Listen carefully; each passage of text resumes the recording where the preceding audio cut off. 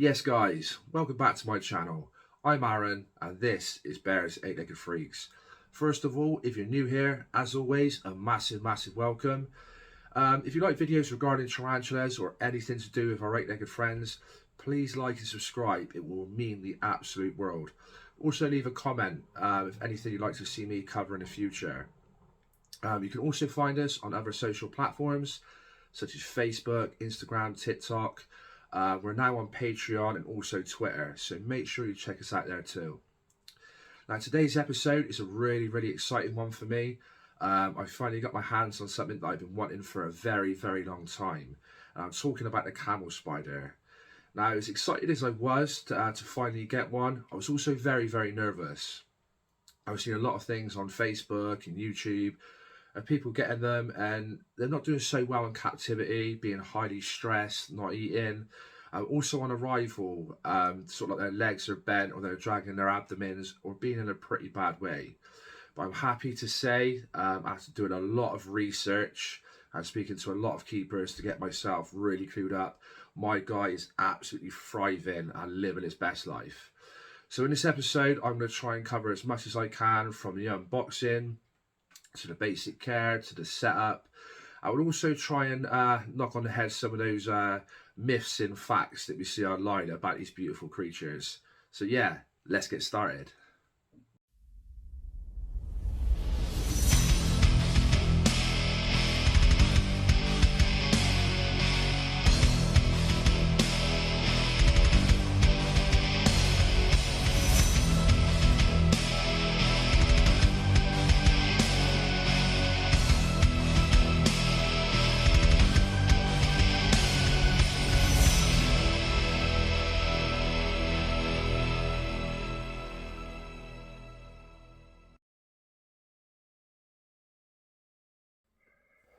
The camel spider, also known as the wind scorpion, sun spider, and the Egyptian giant Sulpugid, funny enough, is not a spider or a scorpion, but it is an arachnid.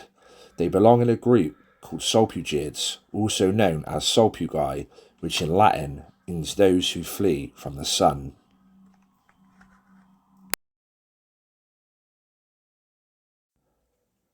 The camel spider is native to most desert parts of the world, such as Africa, North and South America, India, and the Middle East.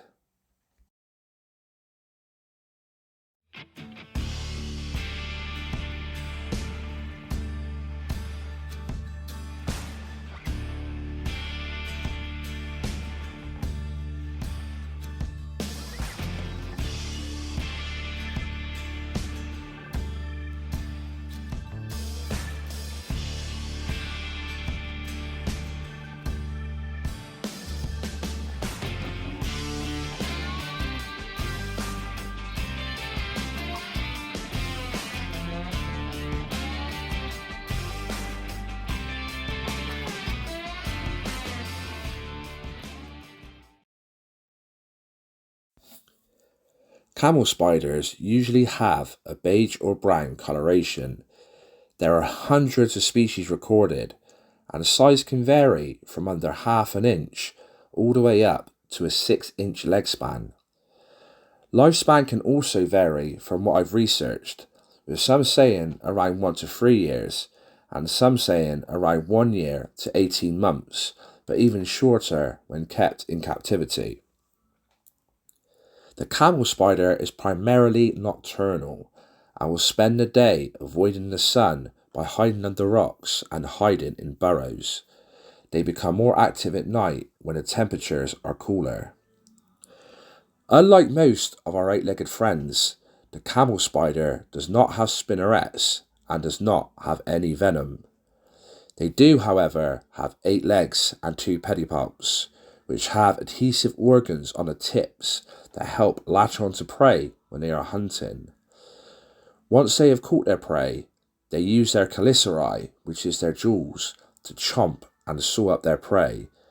They then cover their prey in a digestive fluid, which then liquidizes the prey, allowing the camel spider to then suck the liquid remains into its mouth.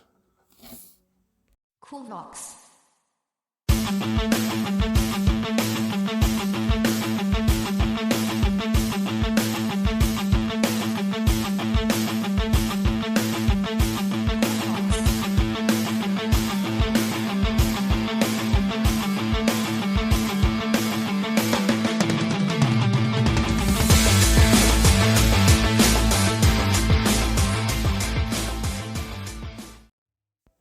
I keep my camel spider in a non-clear, medium-sized container, adding top and cross ventilation. I add a few inches of substrate, which is a mixture of topsoil, grit and sand. You can pick this up ready-made from certain retailers. I add some cork bark, which allows your camel spider to dig and hide under.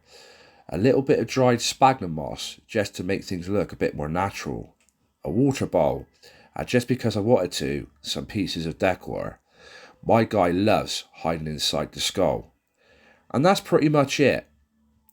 The important thing when keeping a camel spider is replicating the heat that it has in its natural environment.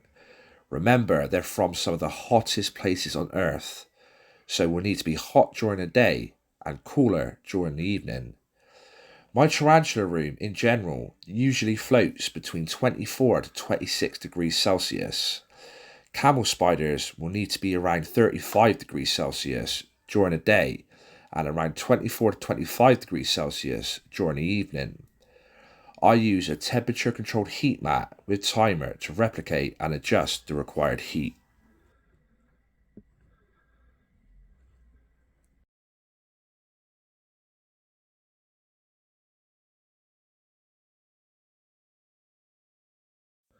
Camel spiders are carnivorous and will eat most things it can get into its grasp. From crickets to locusts, beetles, even small lizards, snakes, toads and birds have been recorded from what I have researched. One of the main causes of death in the wild is starvation, so make sure you feed on a regular basis. I feed my guy every other day. I have currently been mixing it up from locusts, roaches and mealworms. These guys are wicked feeders if kept right, and it's amazing what they can put away. I saw they liked the occasional pinky, so gave it a go, and it's safe to say he really enjoyed the meal. I wanted to include it in this episode, not to gross people out, but just to show people how they eat their prey.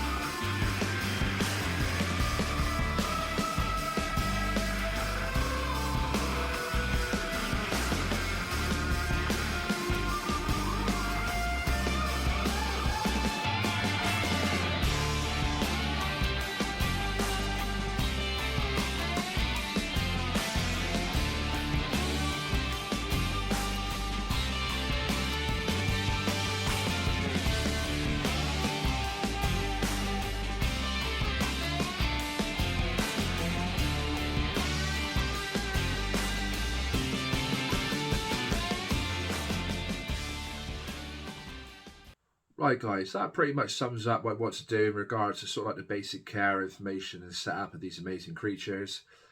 Now let's get some of these myths and random facts that we see on the internet about the camel spider settled. Now one that I see time and time again is that the camel spider is called the camel spider because it eats the insides of a camel's stomach. Now this is untrue. They do not do this. This was told many years ago. And to be fair, the whole name camel spider is very misleading. As stated at the beginning of this episode, it's not a spider, it's not a scorpion. However, it is an arachnid. So calling it a camel spider, really, it makes no sense. To be fair, if a camel spider was under a camel, the only reason it'd be doing that is to be getting the shade of the camel. So in my personal opinion, I think that's what it was doing. Some random bloke was walking through the desert and saw this, and that's how it got his name. But yeah, this is very untrue. Now another one I always see is back when the American troops were out in places like Afghanistan and Iraq, there was a lot of pictures of the camel spider that made it very famous. And to be honest, I think people pushed a different light on what they wanted a camel spider to be.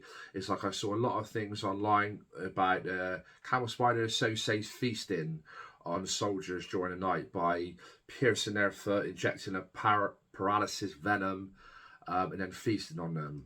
Again, this is totally untrue. For starters, the camel spider is not venomous. To be fair, they could probably give a nasty bite, but literally that's about it. So again, another untrue myth. Another one I see is the reports that the camel spider used to chase soldiers. Now, to be fair, this might have happened, but it wouldn't have been chasing the soldier itself. The camel spider would have been running at the soldier just to get in the shadow for shade. Remember, the camel spider is a sulpugid or sulpugi, which translates in Latin to those who flee the sun.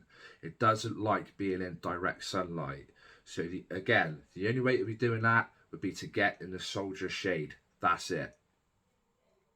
Another one I have seen is that camel spiders can run up to 30 miles an hour. From what I've researched and the people that I've spoken to about this, again, this is untrue. And don't get me wrong, they can move fast. To be fair, like most arachnids, I think the fastest I've seen is probably around 10 miles per hour. So I think the fact that reports say they can run 30 is highly unlikely. Another one I've seen about the camel spider is that it can jump about 2 meters into the air. Again, this is completely untrue.